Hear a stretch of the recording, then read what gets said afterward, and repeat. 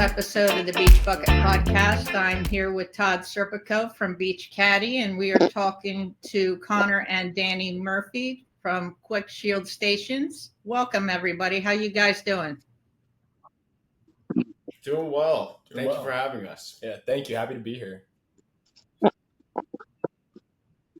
How you doing, Todd? How's your week been?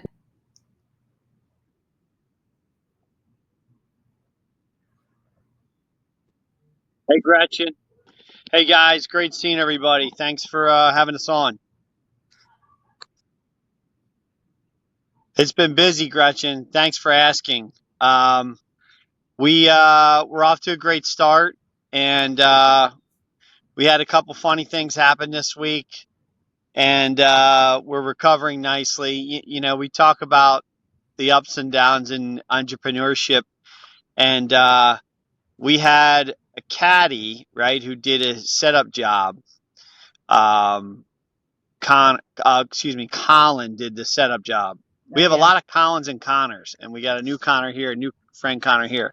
And, you know, he did it for a few days, and it was going really well. And then I don't know if you guys know, but the winds really picked up the other day. And Colin has another job during the day, which is great. We encourage our staff to make as much money as they can down the shore, right? You know, they could do jobs for us in the morning and come back and work for us in the afternoon. I know, Gretchen, we talked about maybe having some of our staff run some lunch deliveries for Beach Bucket lunch in the middle part of the day. So Colin was tied up at his other job, and the winds picked up, and a couple of our cool cabanas, the wind took it and bent them a little bit. And, you know, Colin wasn't available to fix, but it wasn't a big deal. And, you know, he made sure everything got home safe and communicated with me, communicated with the customers, and fixed the equipment. And I got the nicest message from the customer today, like, Colin's a man. You know, we had enough shade for today, and, you know, we drop shipped some new equipment to them. So, you know, they're going to have a great beach day again tomorrow. So, you know, the trials and tribulations of entrepreneurship, and you take a setback, and then the next thing you know, you keep the customer happy some way, and they had a great day on the beach. He's got a bunch of kids, and it sounded like a little bit of wind, a little setback, but today was great, and we're looking forward to making sure we do a great job for them for the rest of the week. How about you, Gretchen? That's great. Yeah, I think we're getting more wind send our tomorrow message too. to all our staff. Say, hey, if you're doing setups, guys, remember, don't put the umbrellas or the canopies up until the wind dies down.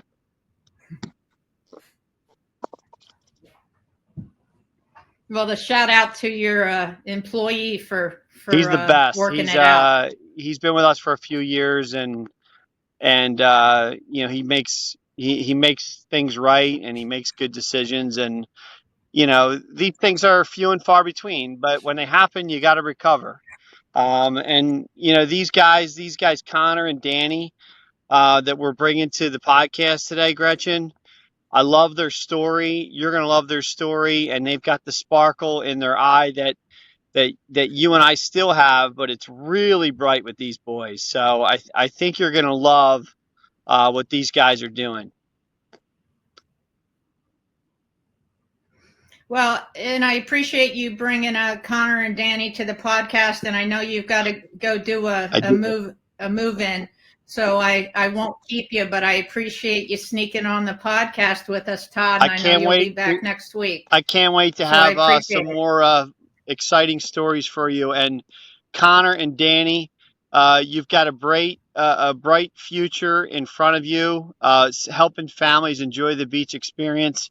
Gretchen is an amazing mentor and friend, just someone you can talk to anytime. And Gretchen, it's always a pleasure to be around you and with you and talking to you and celebrating young entrepreneurs like Connor and Danny. So yeah, I'm gonna run off to the appointment, but can't wait to see you guys next week. All right, guys. All right, take it easy. Tell Thanks, your Todd. story. All right. He's a good guy. Yeah, he is. Yeah, super nice. So Connor and Danny, you guys are brothers. Tell me a little bit before we get into the business. Tell me where you're from, a little bit about yourself before we break down how this all started. Sure. So we, like you're saying, we're brothers. I'm 25. Danny is 23. And we grew up in Wayne, New Jersey, where we still reside. And I went to the College of New Jersey. So I stayed local, and Dan went across the country for college. Yeah, I did the opposite. I went to Cal Poly in San Luis Obispo. It's a polytechnic school just north of Santa Barbara. And I still think I might have been closer to family than my brother staying in New Jersey, because we had relatives who went to the school, relatives who were a professor at the school, and they lived in the same community. So I was thousands of miles away, but still close to home in a way. And that's pretty nice. That was an incredible experience, but I just graduated in December. Very nice. What was your major? Connor studied accounting. I studied electrical engineering. Very nice. Very nice. Yeah, my brother went to the College of New Jersey and loved it there. Got a really good education. It's a great education. So, did you guys grow up like going to the Jersey Shore? And which shore town did you go to? Yeah, we spent every summer of our life going to Long Beach Island. And nice. Doing some trips to other beaches too. Like we went with family to Wildwood, Point Pleasant, and everywhere we've gone, it's just been amazing. Like growing up on the Jersey Shore is such a great experience. It's like a childhood, the dream childhood, you know. I think exactly, and the same here. Now let's talk a little bit about Quick Shield stations. Now, when I got the link to your website, I went on there and I was like, "This is brilliant." You know, this is such a good idea. It's so needed. How did you come up with the idea? So we came up with it just about 1 year ago at a country music festival in Atlantic City. And we were on the beach. We had to throw out our sunscreen to get in there. And we realized that the only way to buy sunscreen at the event was to go on the boardwalk and leave the entire event. And when you have, you know, music that you paid a ton of money to see, most people are not doing that. And that was really frustrating to us because skin cancer is a very, very real thing. And I mean, our last name is Murphy, so you could probably imagine that we're fair-skinned guys, and already we're pretty aware of the dangers of the sun. But regardless, it's a huge issue for everyone. And this was really frustrating to us. And it was not the first time that summer that we had been stuck without sunscreen. Like we had been at Yankee games where sun, if you've ever been to the bleachers of a Yankee game in June or July, you understand like how bad that can get.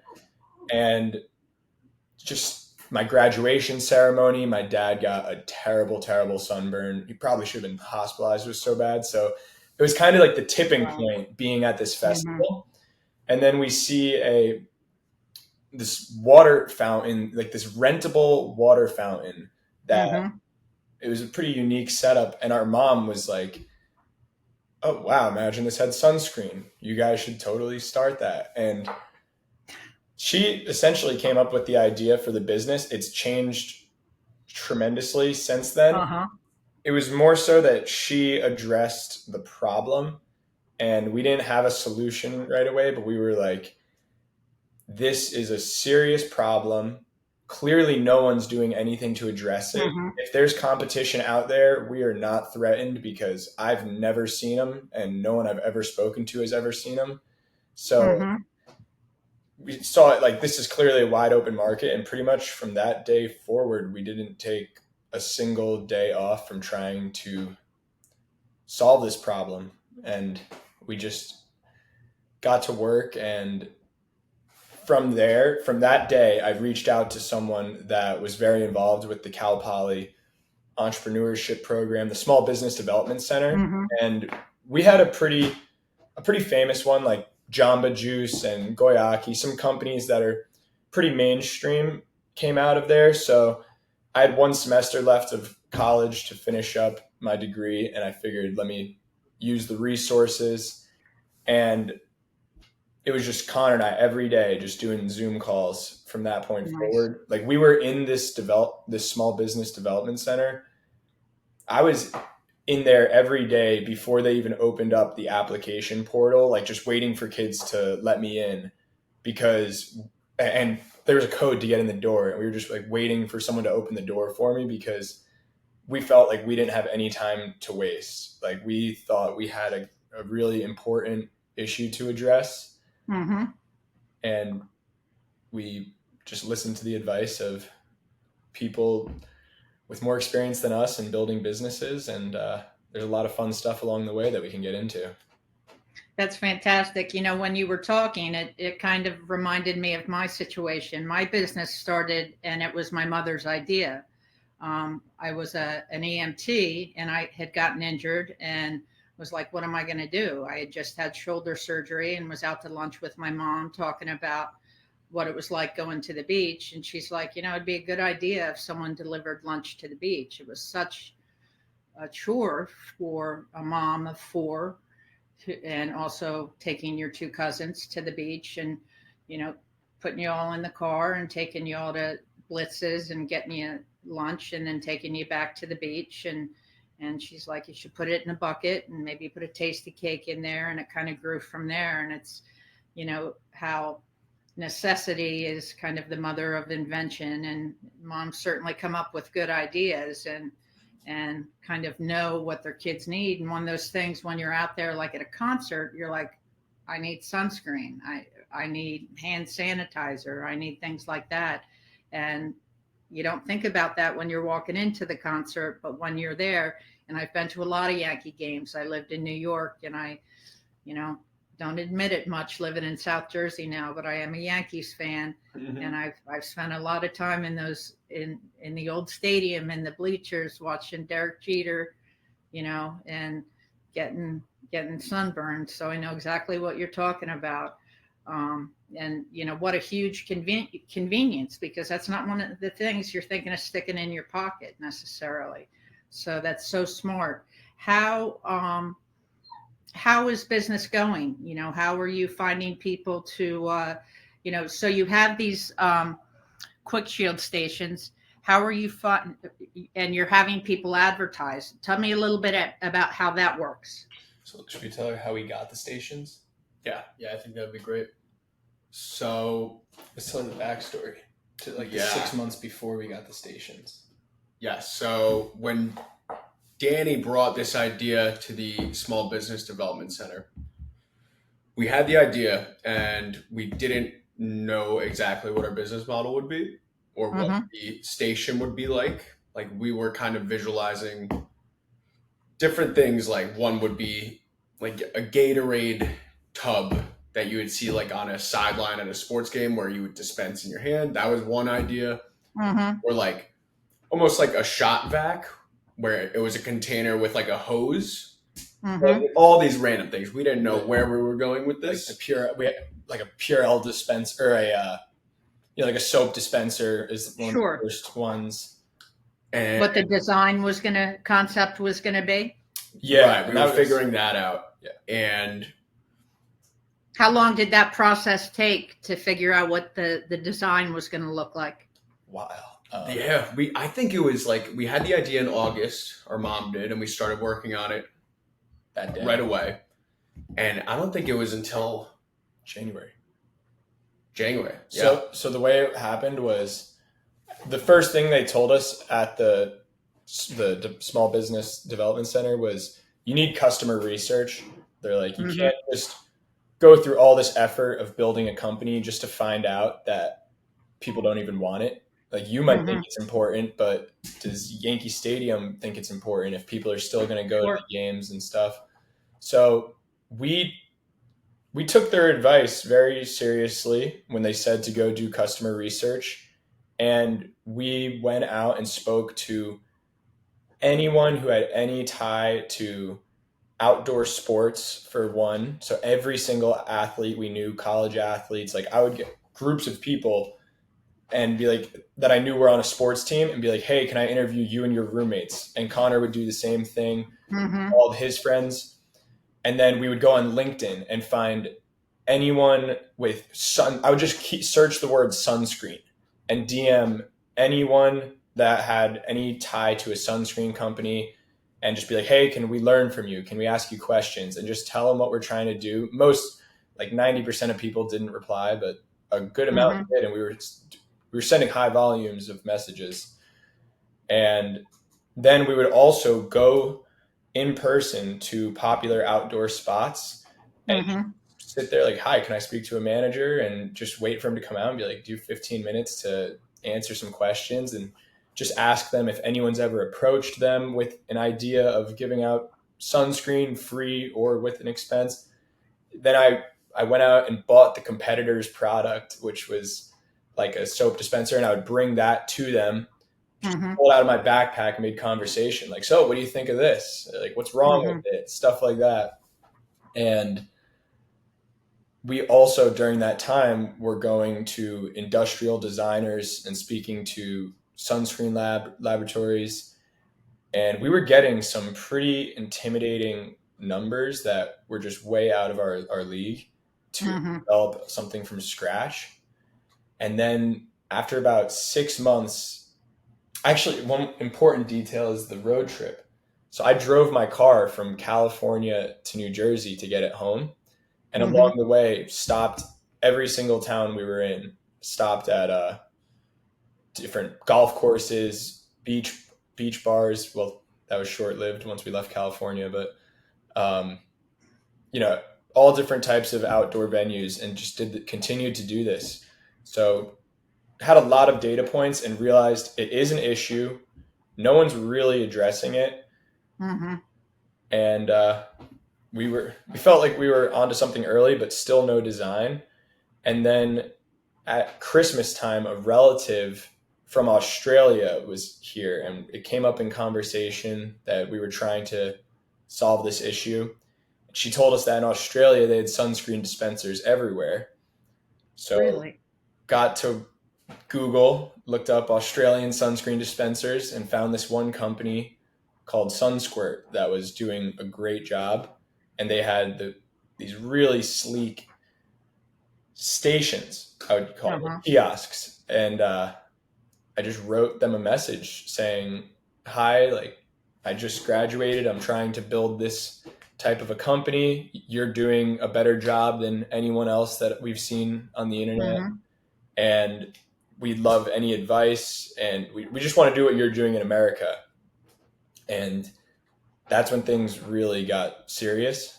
They got us in touch with some partners in the US down in Louisiana that linked up with them last year. And we've all kind of been supporting each other to build our own businesses. Just everyone has their own parts to it. They manufacture them in Australia, and then I guess we sell them and have our own business model in America. But very nice.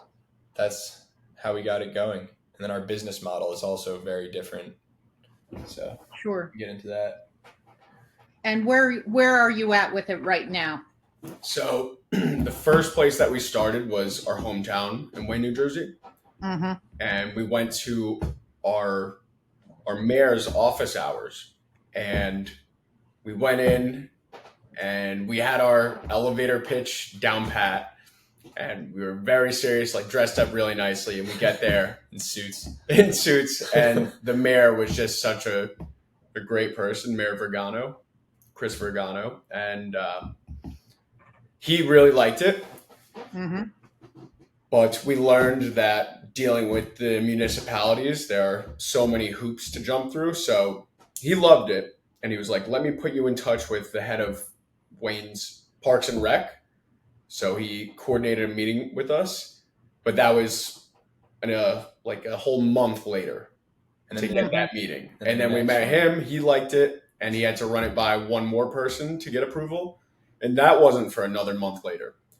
So we made it through that period. And then they gave us the final approval, and we installed at a pool, like the town pool, 2 different parks, a lake that has like a beach in it in Wayne, and then a little league field in Wayne. So we started there, and then we decided to go. We brought the dispensers. One weekend we drove down to Point Pleasant, and we loaded it up on a hand truck, and we were wheeling it down the boardwalk. So we went to Martell's Tiki Bar, Jenks Club, and maybe a couple of other businesses, but those were the 2 biggest bars that we were targeting. And Bar A, of course. That same day we went to Bar A, we went to Donovan's Reef, and we went to Seaside Heights another day. So we were just wheeling it around and like looking for other locations to branch out from Wayne, and landed on a few. So we got it at Martell's Tiki Bar, Bar Anticipation, and just recently we got approved for the Seashell Resort in Long Beach Island, which very nice. We weren't sure about going that far down the coast from our hometown. Just having to drive that far when we need to service them. But we're making it work so far. And the sponsors, we did the same thing. We loaded it up. We loaded up the dispenser in our car, brought a hand truck with us, and we went to a doctor's office in our town where there were like probably close to 30 different businesses in this office building. And we went into every single one. So one was a dermatologist, one was a plastic surgeon, one was everything you could think of. Every type of medical practice. And wheeled it in there. And offered it with like hand sanitizer, right? We were just showing up to these offices with this contraption. Great. Keep in mind, this is like a 4.5 foot tall, 1.5 foot wide, like 70 something pound machine that no one's ever seen before. And they're just, there's actually nicely a picture of it right behind you. Yeah, we got the banner printed out.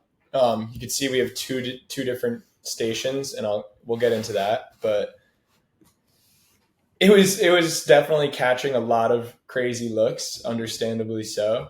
And that's part of the fun of this whole company, has been just, shocking people, because it's something that we know that no one's ever seen. And people were like very confused what we were doing in their office with this contraption.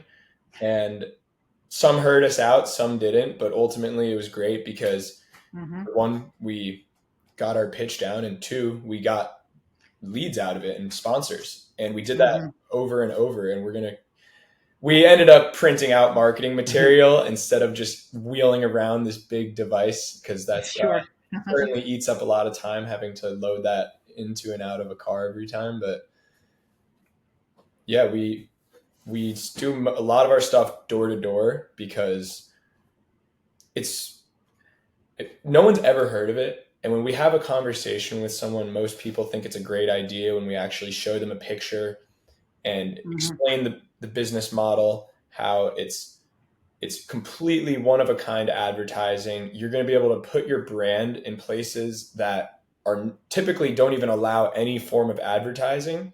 So so that's another piece of it. Not only do you have this dispenser, you can advertise right on the side of it.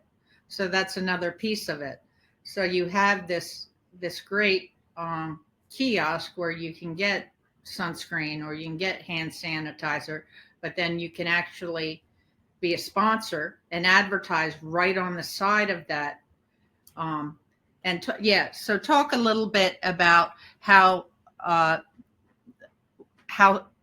what sponsors need to do to get a hold of you in order to, be on the side of one of your kiosks. I'm not even sure if kiosk is the right word. What do you call your hand sanitizer? We call them dispensers. Stations is what we wanted to catch on. Okay, of course. but a lot of times we refer to it as what the customer refers to it as. I'd say if they're going to call it a dispenser to us, we're not going to correct them as long as they're understanding what it does, what its purpose is. But yes, we advertise on the stations. That is how we make our money, or the bar that rents it, or excuse me, the venue that rents it from us. In some cases, it is a beach bar.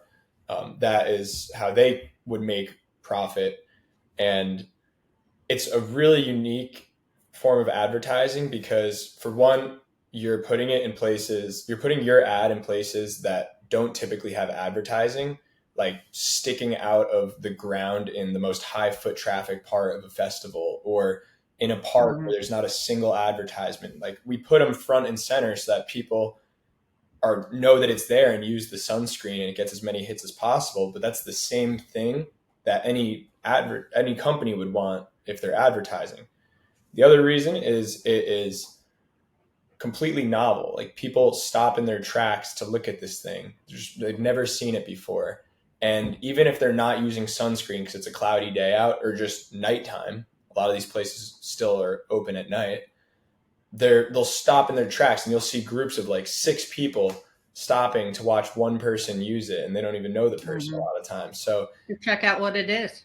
It catches a lot of eyes. And then also people are going to have such a positive brand association. Like, if it's a brutal summer day and you are burning to a crisp and you see a company's logo all over this thing that's saving your next few days from being miserable, you're certainly going to have a pretty positive association with the brand.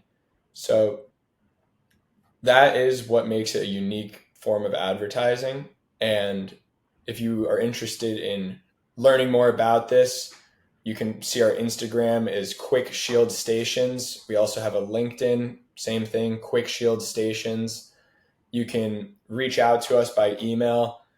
What would it be? info@quickshieldstations.com, or just by phone number, 973-767-7266. We answer.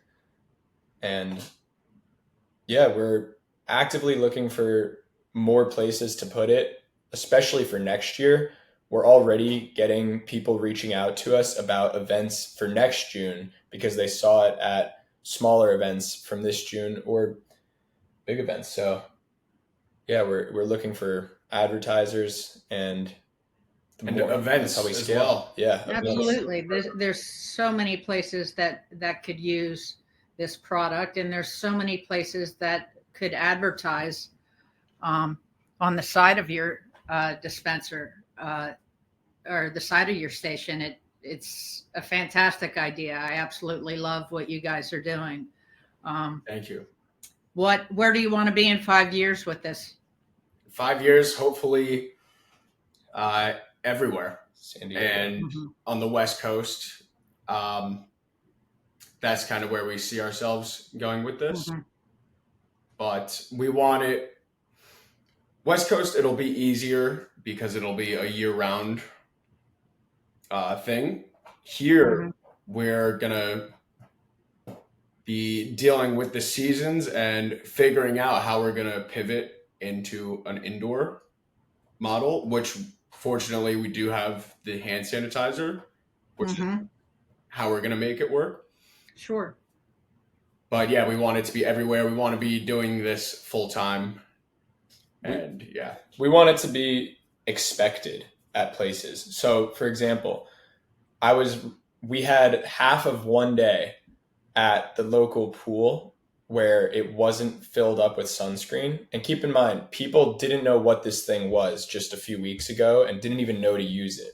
And now it's already catching on so much that the manager of the pool was telling me that some old lady was giving him a really, really hard time about how it was empty.